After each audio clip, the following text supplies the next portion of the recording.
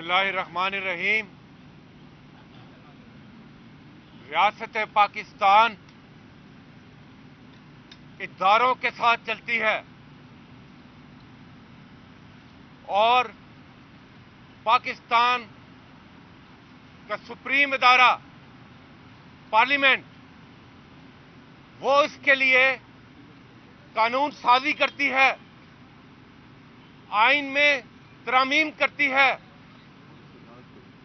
और दूसरे अदारों को उनको इख्तियार देती है कि वो अपनी अपनी डोमेन के अंदर अपना अपना किरदार अदा करें।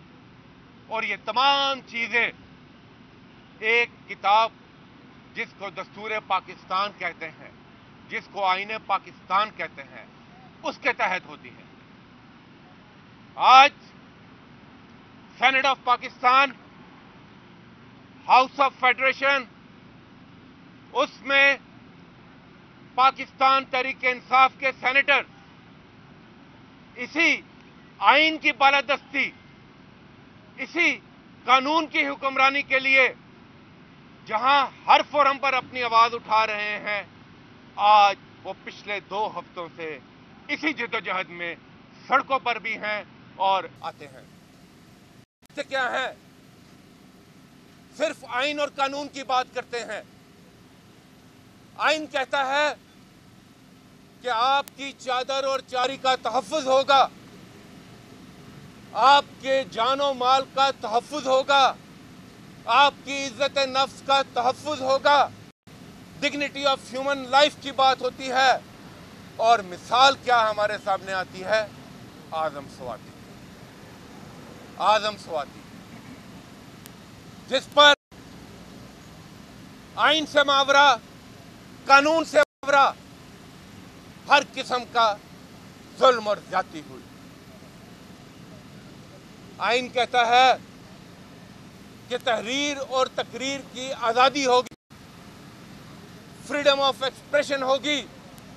और यहां होता क्या है, शहीद अरशद शरीफ की आवाज को खामोश कर दिया जाता है, उसके कल्म को तोड़ दिया जाता है और उसका लहू भी आज यही पुकार रहा है कि किस कानून के तहत, किस आइन के तहत। आइन कहता है इक्वालिटी ऑफ सिटीजन, सब कानून के सामने बराबर, सब काम कानून के तहत, कोई मावरा नहीं है इस आइन और कानून से। और होता क्या है कि एक कातलाना हमला पाकिस्तान की सबसे बड़ी जमात, साबिक वजीर आजम इमरान खान, उनके ऊपर और उनकी मुद्दियत में उनकी मंशा के मुताबिक FIR भी दर्ज नहीं होती। तो सवाल यह है आज कि क्या ये इस्लामी रिपब्लिक ऑफ पाकिस्तान आईने पाकिस्तान के तहत चलने वाली रियासत है या इसको एक बनाना रिपब्लिक बना दिया गया है। आज जो जंग है वो पाकिस्तान को इस्लामी जमहूरिया बनाने की है और इन इशराफिया के चुंगल से छुड़ाने की है कि जिसने इस मुमलिकत को बनाना रिपब्लिक बना के रख दिया है। रजीम चेंज ऑपरेशन के दौरान जो सबसे बड़ा जुल्म हुआ इस मुल्क के साथ, और हमारी कोई इतनी अच्छी तारीख नहीं है इस हवाले से कि एक अक्सरियत को साजिश से अक़लियत में जबरदस्ती तब्दील करने की कोशिश की गई। बज़ाहिर तो यह हो गया, मगर अमलन यह आज तक मुमकिन नहीं हो सका क्योंकि पाकिस्तान की अक्सरियत फैसला कर चुकी है कि उनका कायद, उनका लीडर, उनकी जमात तहरीक इंसाफ और कायद इमरान खान है।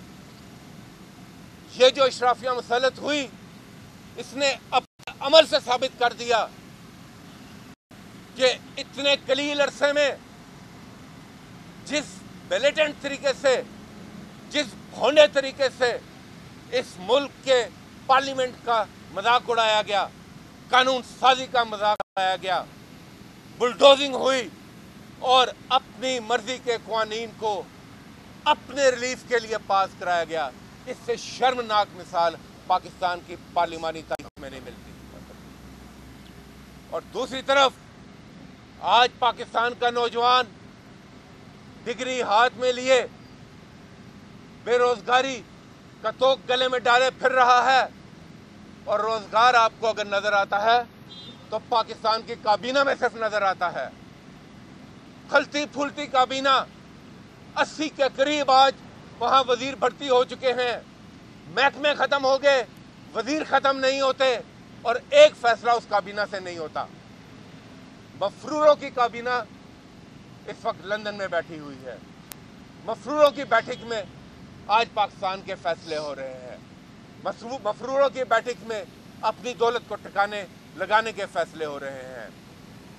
26 नवंबर वो तारीख साज दिन आ रहा है जिस दिन फैसला होने जा रहा है कि पाकिस्तानी कौम हकीकी आज़ादी की मंजिल पर पहुंचकर दम लेगी।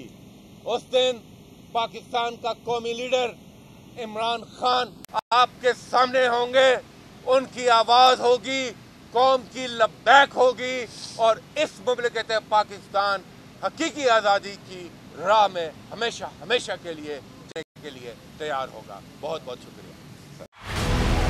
बोल जो कि हकीकी सहाफत के सफर पे गामजन है, बोल ने बता दिया है कि किसी किस्म का कोई दबाव बर्दाश्त नहीं किया जाएगा। बोल वो वाहिद इदारा है जो अपने एम्प्लॉयज के लिए खड़ा होता है, हकीकी सहाफत के लिए, क्योंकि बोल है हक और सच के साथ। ये पाकिस्तान में पहली दफा हुआ है कि बोल न्यूज ने रिकॉर्ड बनाए हैं। आज के दौर में, डिजिटल मीडिया के दौर में, आप किसके साइट को ब्लॉक करेंगे? इनका बस नहीं चल रहा कि हर उस आवाज को बंद कर दें जो सोच थोड़ी सी भी इख्तलाफ की गुंजाइश पैदा करने की कोशिश करे।